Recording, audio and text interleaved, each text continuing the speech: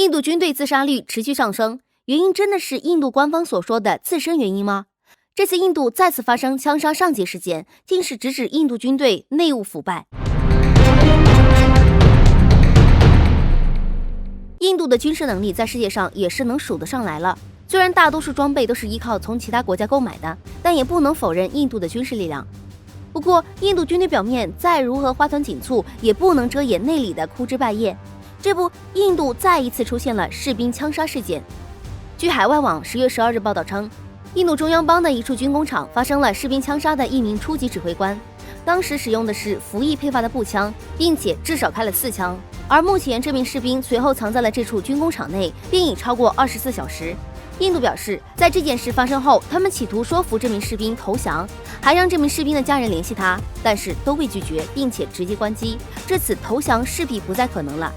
值得一提的是，这并不是印度士兵中发生的第一起血案，当然也不会是最后一起。就在今年7月份，印度一名边防士兵在执勤过程中与上级发生冲突，当时就直接枪杀了自己的上司，事后直接自杀而亡。还有之前边境士兵直接扫射杀死自己的4名战友。除此之外，还有数不胜数的士兵自杀事件。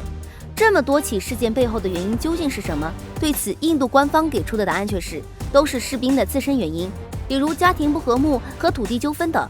但除了士兵自杀，还有不少的士兵枪杀战友，又怎么说呢？追究下来，背后原因不过2点：其一，印度军队内的种姓制度，印度空军是不允许低种姓人进入空军服役，而发生这些事件最多的陆军就没有这个门槛子，所以印度陆军才会拥有大量士兵，并且能号称世界第3军事强国的原因中就有这些大量兵力的功劳。然而，这却是这些血案发生的背后原因之一。就比如在印度陆军内，大多数低种姓都是底层士兵，而高种姓却大都是士官，以至于低层士兵的因发放物资或者一些福利等经常少发或者不发，最终东西去哪儿那就不知道了。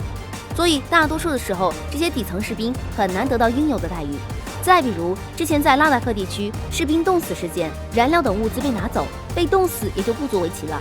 而这种种姓制度也是印度军队内部不可调和的矛盾之一，更是多起士兵和士官冲突背后的主要推手之一。其二就是印度军队内部的食物原因了，就是把自己国内大多数粮食都出口了，也就造成了自己国内民众有近20%的人口无法填饱肚子。